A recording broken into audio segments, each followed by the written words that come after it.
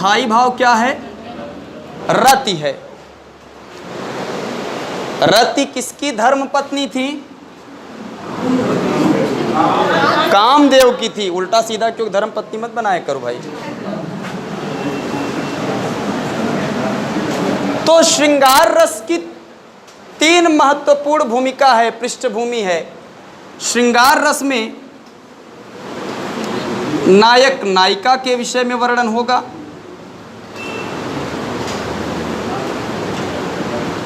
प्रेमी प्रेमिका के विषय में वर्णन होगा, या फिर पति या पत्नी के विषय में वर्णन होगा।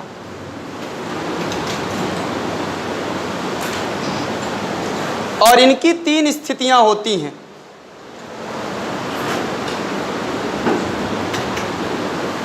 प्रेम ठीक ठाक चल रहा है तो दोनों लोग साथ साथ हैं।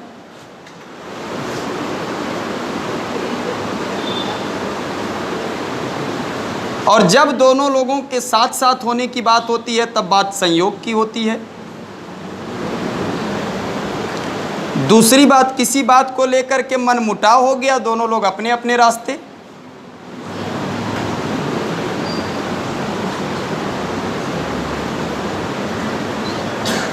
तो ये वियोग हो गया। वियोग को विप्रलंभ श्रृंगार भी कहा जाता है। और स्थिति नंबर 3, जब ये लोग संयोग की स्थिति में रहते हैं तो ये एक दूसरे का इतना ज़्यादा ख्याल रखते हैं कि जब दूर रहते हैं तो ठीक है, लेकिन कभी कभी कुछ लोग बर्दाश्त नहीं कर पाते और फैन का वास्तविक इस्तेमाल करते हुए लटक जाते हैं। और ऐसी स्थिति में ध्यान रखिएगा, करुण रस हो जाएगा। ये किताब में मेंशन नहीं है। माने नायक और नायिका के यदि परस्पर मिलन की बात कही गई हो तो संयोग होगा। अगर इनके परस्पर एक दूसरे से दूर होने का वर्णन हो, वियोग होता है। वियोग की एक स्थिति हमेशा होती है कि इनके भविष्य में मिलने की आशा बनी रहती है। माने जब मान लीजिए एक लोग दुबई चले गए, एक लोग इलाहाबाद हैं, माने अगर ये लोग चाहेंगे तो ये मिल सकते हैं। लेकिन करुण की ऐसी स्थिति होती है जब इन दोनों पक्षों में से कोई एक व्यक्ति सदा सदा के लिए अगर दुनिया छोड़ दे तो वहाँ क्या हो जाएगा? करुण हो जाता है। हाँ बिल्कुल, हाँ बिल्कुल। तो ये वही वियोग का विरह नाम है, पर्यायवाची है। ठीक है, विरह। अब देखिएगा, जैसे शोक विकल सब रोवहि रानी, रूप शील बल तेज बखानी, और करहि विलाप अनेक प्रकारा, परहि भूमि ते बारहि बारा। तो शोक विकल सब रोवहि रानी, महात्मा दशरथ की मृत्यु हो गई है और उनके उस मृत शरीर पर तीनों रानियां विलाप कर रही हैं। तो यहाँ रानी और महात्मा दशरथ ये दोनों पति पत्नी हैं, लेकिन दुर्भाग्य से एक पक्ष दुनिया छोड़ चुका है। यहाँ उन्हें उनके मन में जो दुख व्याप्त है वो वियोग की स्थिति नहीं है, वो करुण रस हो जाता है। अभिमन्यु की जब मृत्यु हो जाती है तब उत्तरा विलाप है कि अभी तो मुकुट धरा था माथ, और कल ही हुए थे हल्दी के हाथ, और खुले भी न थे लाज के बोल, खिले थे चुंबन शून्य कपोल। अभी तो उसने जो सेहरा बांध करके मुझे ले आया था, वो सेहरा तो अभी मेरे कमरे में पड़ा हुआ है, और अभी मेरे हाथों से मेहंदी का रंग नहीं छूटा है, और हमारा इनका संग छूट गया। ये उसके दुख और विरह की दशा है। यहाँ अभिमन्यु इस पृथ्वी को छोड़ चुका है, संसार से जा चुका है। अब उत्तरा दोबारा इस भौतिक शरीर से उसके मुलाकात नहीं कर पाएगी, तो यहाँ क्या हो जाएगा? वियोग हो जाता, करुण हो जाता। और अगर मिलने की बात बनी रहती, माने कन्हैया जब ब्रज से वृंदावन या वृंदावन से मथुरा अगर वो चले जाते हैं तो जब चाहे गोपियां आकर के मिल सकती हैं या कन्हैया जाकर के मिल सकते हैं। तो ये क्या होगा? वियोग होगा। लेकिन अगर कोई हमेशा के लिए चला जाए तो ये कॉन्सेप्ट एकदम क्लियर है, कहीं डाउट भी है। लेकिन ये केवल इन्हीं 3 पक्षों पर लागू होता है। अगर आपका मित्र आपसे अगर कहीं दूर चला गया हो, मित्र की बात, वो न तो नायक नायिका हो, न प्रेमी प्रेमिका हो, न पति पत्नी हो, मित्र यदि आपसे दूर चला जाता है तो करुण होता है। लेकिन अगर इनमें से कोई दूर जाता है तो वियोग होता है। माने कृष्ण और सुदामा की जो दूरी थी वो करुण था, वो वियोग नहीं था, वो करुण था। कि देखी सुदामा की दीन दशा, करुणा करके करुणा निधि रोए, और पानी पर आत के हाथ छियो नहीं, नैनन के जल से पक धोए। वो करुण का विषय था। अच्छा, जैसा कि मैंने अभी कुछ देर पहले बताया कि शोक का विकल सब रोवहि रानी में जो शोक शब्द है वो करुण के लक्षण में मैंने लिखाया होगा आपको, तो करुण रस हो जाता है। तो लिखिएगा इसकी पहली पॉइंट।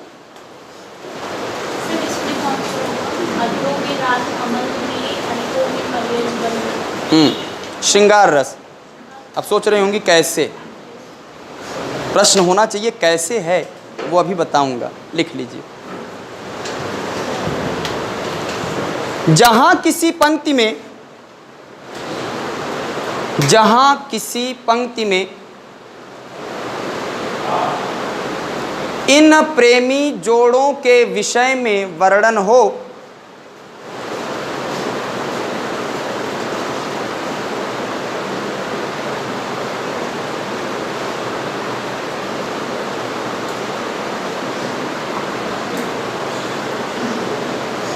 वहां श्रृंगार रस हो जाता है।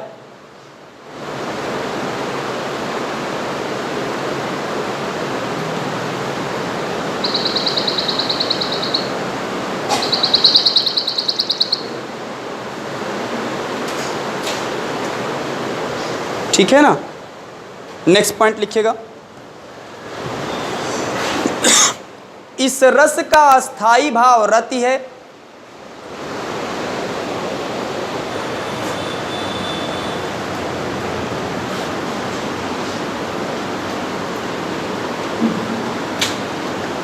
नेक्स्ट पॉइंट लिखिएगा। आचार्य मतिराम ने इसे रसराज कहा है। आचार्य मतिराम ने इसे रसराज कहा है।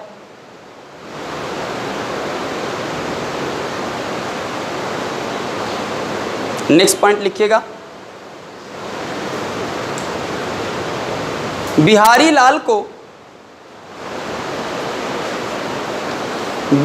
लाल को श्रृंगार का मुख्य कवि माना जाता है। श्रृंगार का मुख्य कवि माना जाता है।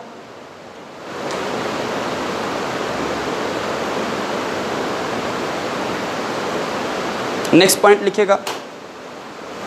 श्रृंगार रस में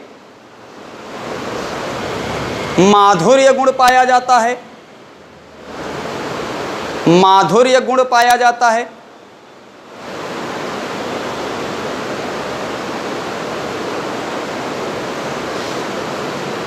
नेक्स्ट पॉइंट लिखिएगा।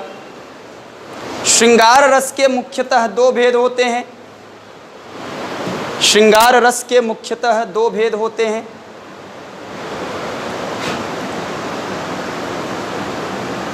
पहला संयोग श्रृंगार,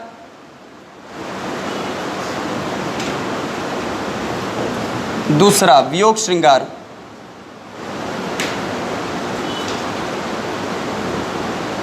वियोग श्रृंगार के बगल में आप लोग विप्रलंभ श्रृंगार भी लिख लीजिएगा।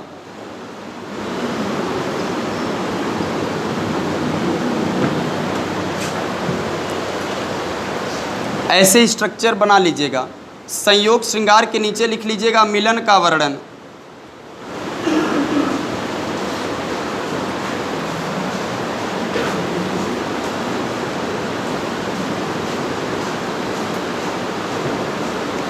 दूर होने का वर्णन।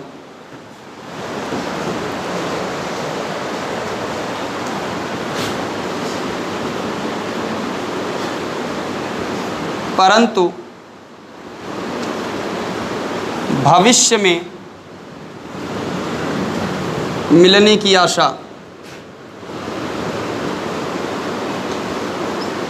बनी रहती है।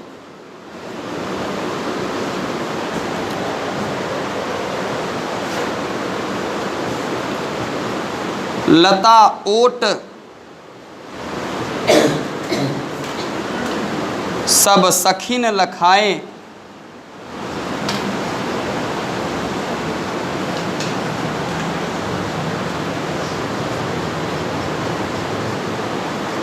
श्यामल गौर किशोर सुहाए,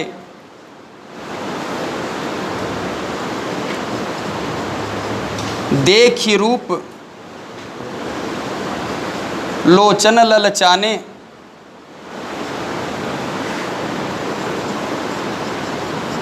हरखे जनु निज निधि पहचाने।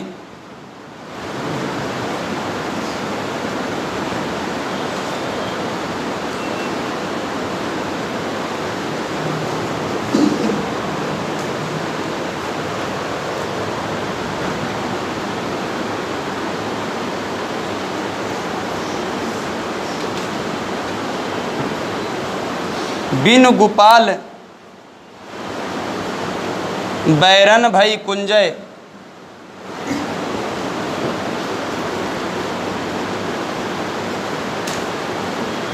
निस्दिन बरसत नैन हमारे,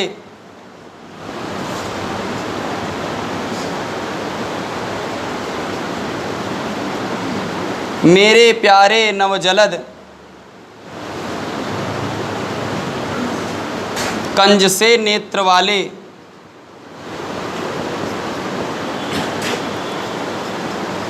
जाके आए न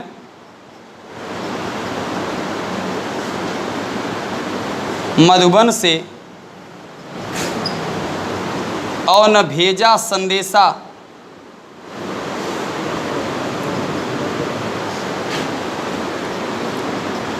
और मैं रो रो के प्रिय विरह में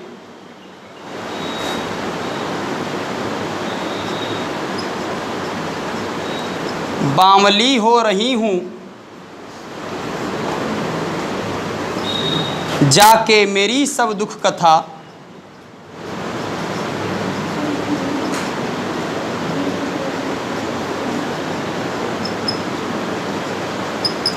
श्याम को तू सुना दे।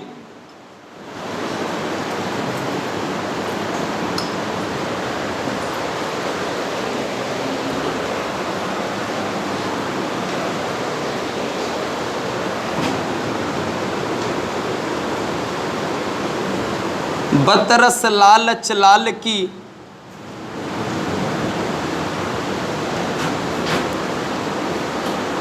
मुरली धरी लुकाए,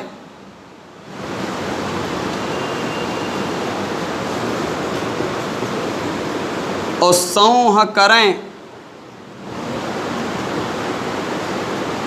भौहनु हंसें, दैन कहें नट जाए। एक चीज़ इसमें आप लोग गौर करिएगा, अगर विकल्प में श्रृंगार रस नहीं दिया होगा तो ये हास्य रस के नाम से भी जाना जाता है, लेकिन अगर विकल्प में श्रृंगार नहीं होगा तब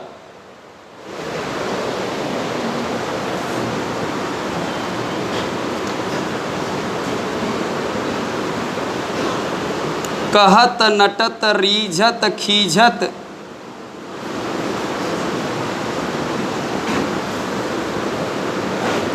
और मिलत खिलत लजियात,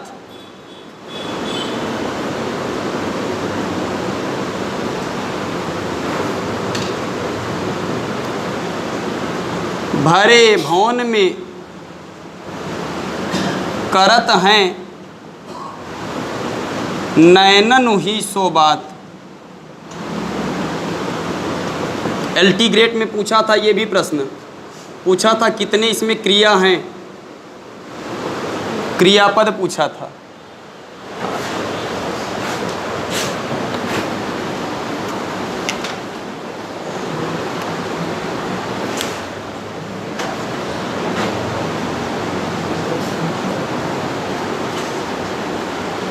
हे खग मृग हे मधुकर श्रेणी, मधुकर किसका पर्यायवाची? भौरा का। तुम देखी सीता मृग नयनी,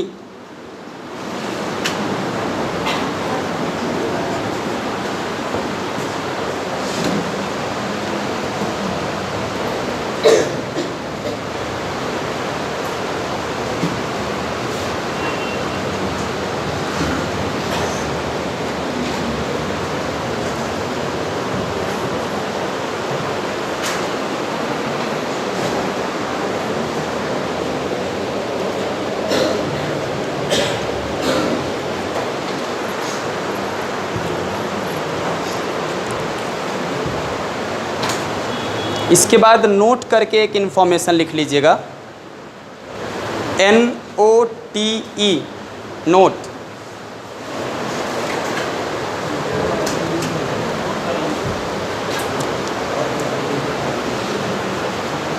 यदि किसी पंक्ति में नोट में लिखिएगा, कौन सा? हाँ, ये सब संयोग है और ये सब वियोग है। क्या लिखा आपने? हाँ, यदि किसी पंक्ति में प्रकृति के सौंदर्य का वर्णन हो, प्रकृति के सौंदर्य का वर्णन हो,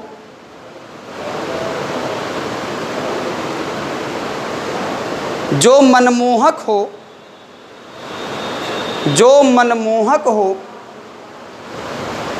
कमा वहाँ श्रृंगार रस हो जाता है, वहाँ श्रृंगार रस हो जाता है।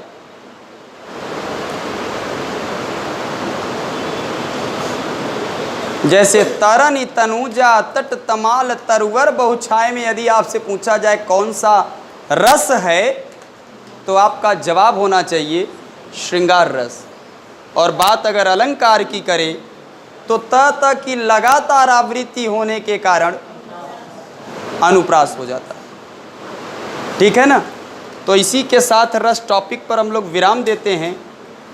कल हम लोग संधि की नींव रखेंगे और उसमें एक चीज़ आप ध्यान रखिएगा कि भले ही एडमिशन लीजिए ना लीजिए, स्थायी भाव क्या है? रति है। रति किसकी धर्म पत्नी थी? कामदेव की थी। उल्टा सीधा क्यों धर्म पत्नी मत बनाया करो भाई। तो श्रृंगार रस की 3 महत्वपूर्ण भूमिका है, पृष्ठभूमि है। श्रृंगार रस में नायक नायिका के विषय में वर्णन होगा,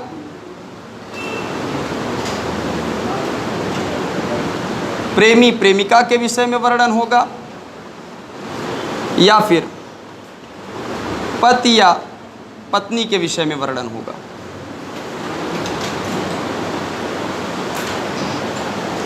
और इनकी 3 स्थितियां होती हैं।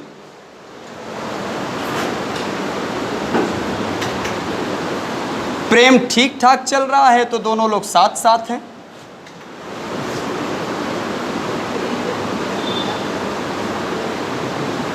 और जब दोनों लोगों के साथ साथ होने की बात होती है तब बात संयोग की होती है। दूसरी बात, किसी बात को लेकर के मनमुटाव हो गया, दोनों लोग अपने अपने रास्ते।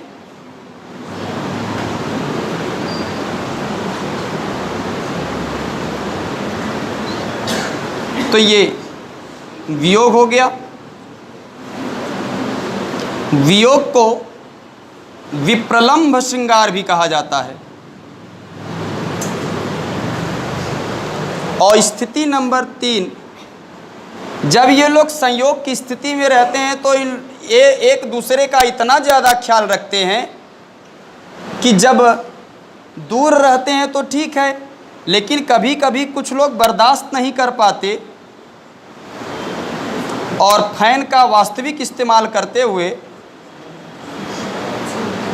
लटक जाते हैं।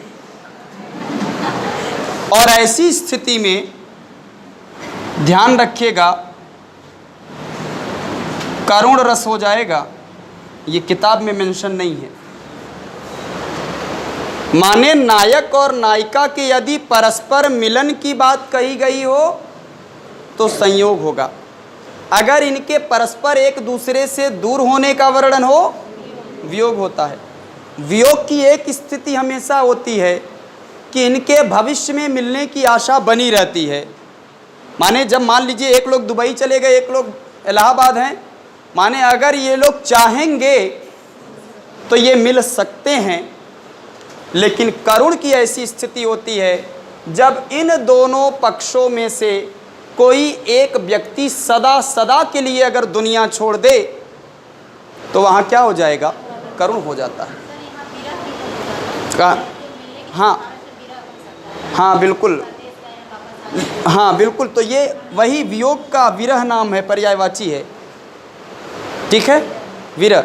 अब देखिएगा, जैसे शोक विकल सब रोवहि रानी, रूप शील बल तेज बखानी, और करहि विलाप अनेक प्रकारा, परहि भूमि ते बारहि बारा।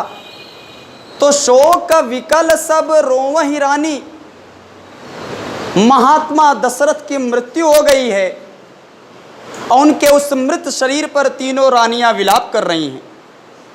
तो यहाँ रानी और महात्मा दशरथ ये दोनों पति पत्नी हैं, लेकिन दुर्भाग्य से एक पक्ष दुनिया छोड़ चुका है। यहाँ उन्हें उनके मन में जो दुख व्याप्त है वो वियोग की स्थिति नहीं है, वो करुण रस हो जाता है। अभिमन्यु की जब मृत्यु हो जाती है तब उत्तरा विलाप है कि अभी तो मुकुट धरा था माथ, और कल ही हुए थे हल्दी के हाथ, और खुले भी न थे लाज के बोल, खिले थे चुंबन शून्य कपोल।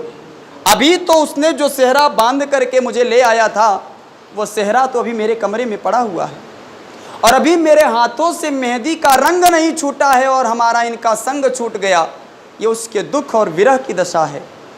यहाँ अभिमन्यु इस पृथ्वी को छोड़ चुका है, संसार से जा चुका है। अब उत्तरा दोबारा इस भौतिक शरीर से उसके मुलाकात नहीं कर पाएगी, तो यहाँ क्या हो जाएगा, वियोग हो जाता, करुण हो जाता।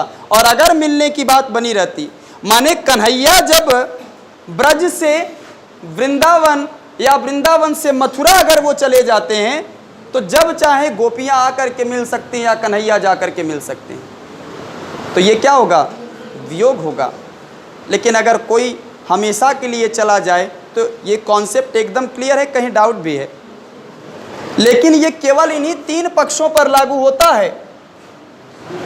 अगर आपका मित्र आपसे अगर कहीं दूर चला गया हो,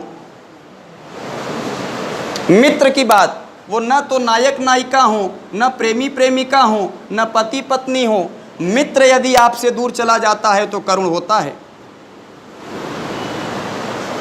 लेकिन अगर इनमें से कोई दूर जाता है तो वियोग होता है।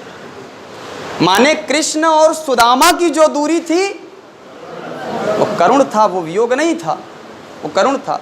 कि देखी सुदामा की दीन दशा, करुणा करके करुणा निधि रोए, और पानी पर आत के हाथ छुयो नहीं, नैनन के जल से पक धोए। वो करुण का विषय था। अच्छा, जैसा कि मैंने अभी कुछ देर पहले बताया कि शोक विकल सब रोवहि रानी में जो शोक शब्द है वो करुण के लक्षण में मैंने लिखाया होगा आपको, तो करुण रस हो जाता है। तो लिखिएगा इसकी पहली पॉइंट,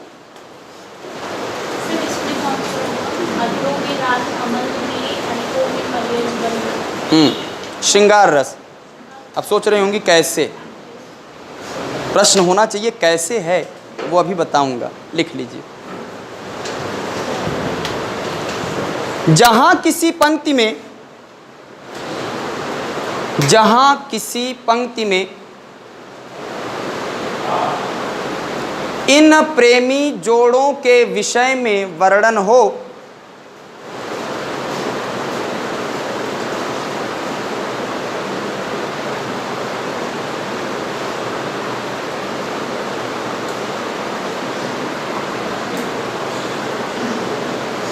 वहां श्रृंगार रस हो जाता है।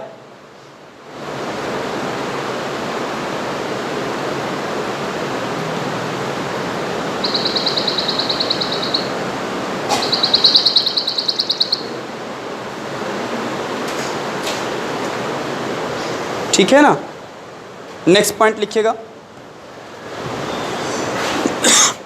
इस रस का अस्थाई भाव रति है।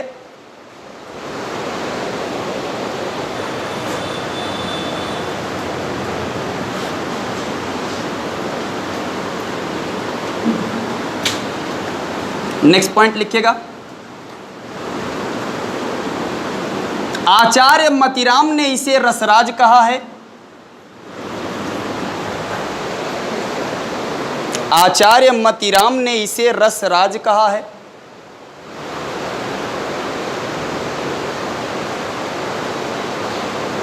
नेक्स्ट पॉइंट लिखिएगा, बिहारी लाल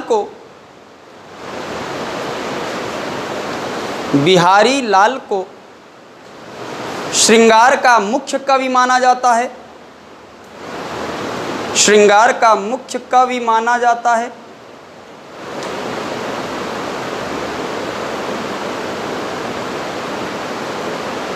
नेक्स्ट पॉइंट लिखिएगा, श्रृंगार रस में माधुर्य गुण पाया जाता है।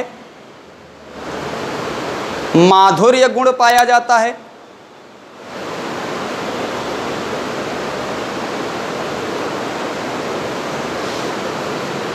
नेक्स्ट पॉइंट लिखिएगा, श्रृंगार रस के मुख्यतः दो भेद होते हैं। श्रृंगार रस के मुख्यतः दो भेद होते हैं।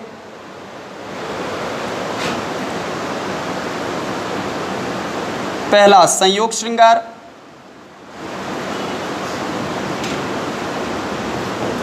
दूसरा वियोग श्रृंगार।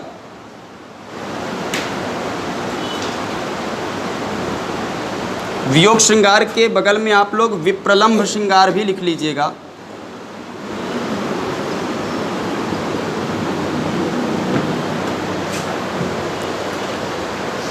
ऐसे स्ट्रक्चर बना लीजिएगा।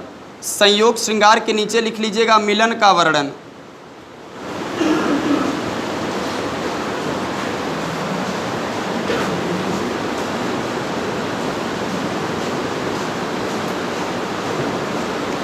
दूर होने का वर्णन।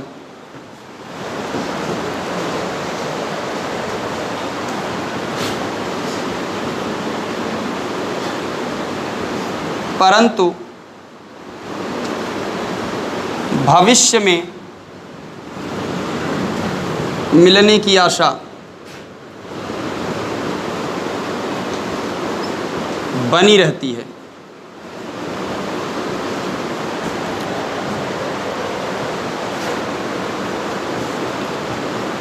लता ओट सब सखीन लखाएं,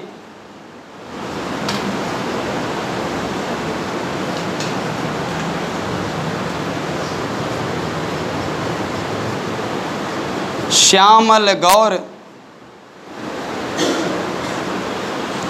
किशोर सुहाए,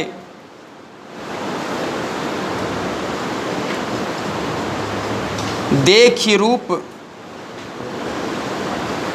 लोचन ललचाने,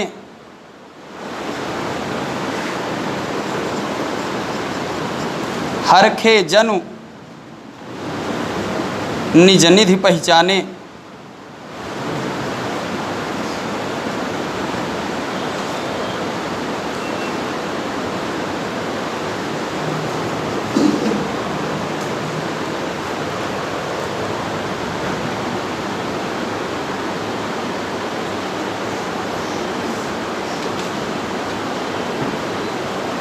बिनु गोपाल बैरन भई कुंजय,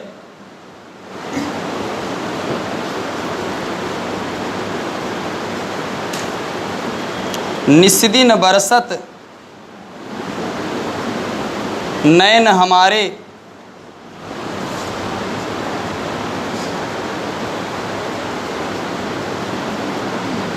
मेरे प्यारे नवजलद कंज से नेत्र वाले,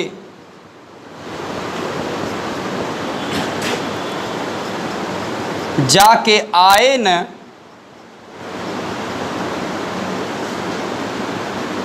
मधुबन से, और न भेजा संदेशा,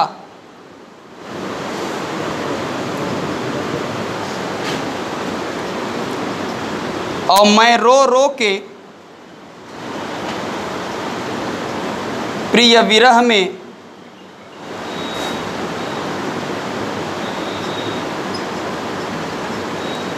बामली हो रही हूँ,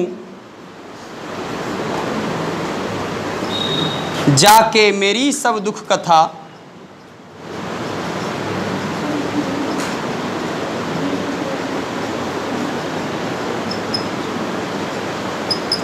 श्याम को तू सुना दे।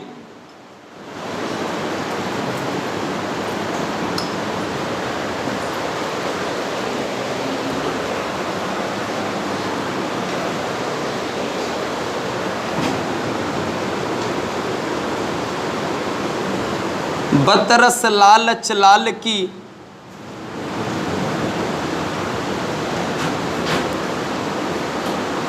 मुरली धरी लुकाए,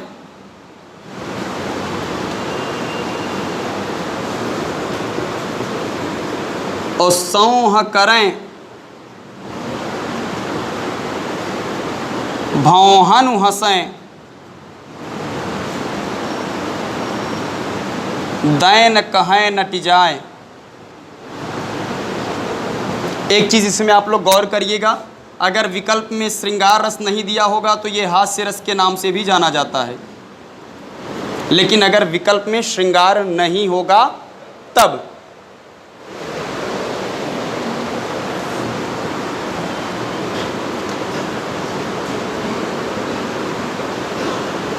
कहत नटत रीझत खीझत,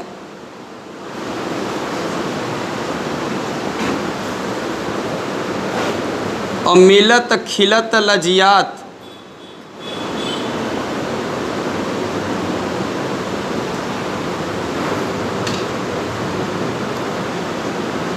भरे भवन में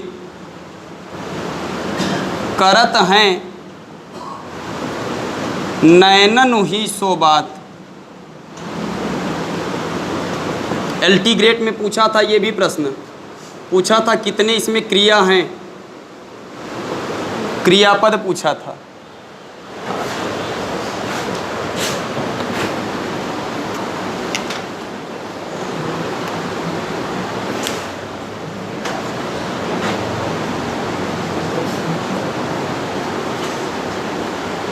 हे खग मृग हे मधुकर श्रेणी, मधुकर किसका पर्यायवाची? भौरा का। तुम देखी सीता मृग नयनी,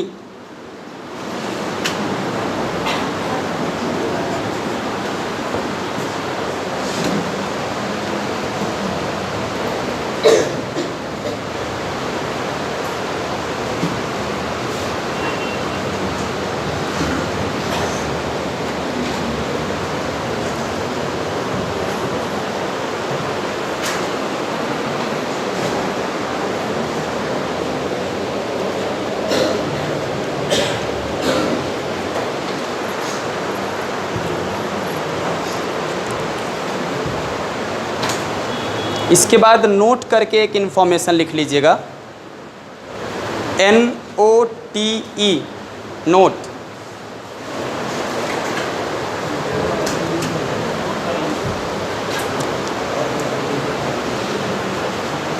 यदि किसी पंक्ति में नोट में लिखिएगा। कौन सा? हाँ, ये सब संयोग है और ये सब वियोग है। क्या लिखा आपने? हाँ, यदि किसी पंक्ति में प्रकृति के सौंदर्य का वर्णन हो, प्रकृति के सौंदर्य का वर्णन हो,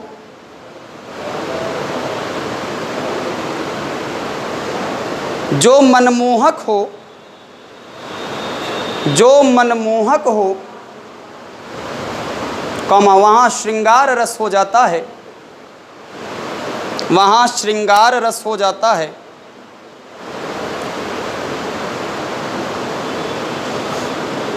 जैसे तरनी तनुजा तट तमाल तरवर बहुछाय में यदि आपसे पूछा जाए कौन सा रस है, तो आपका जवाब होना चाहिए श्रृंगार रस। और बात अगर अलंकार की करें तो त की लगातार आवृत्ति होने के कारण अनुप्रास हो जाता है। ठीक है ना? तो इसी के साथ रस टॉपिक पर हम लोग विराम देते हैं। कल हम लोग संधि की नींव रखेंगे और उसमें एक चीज़ आप ध्यान रखिएगा कि भले ही एडमिशन लीजिए ना लीजिए,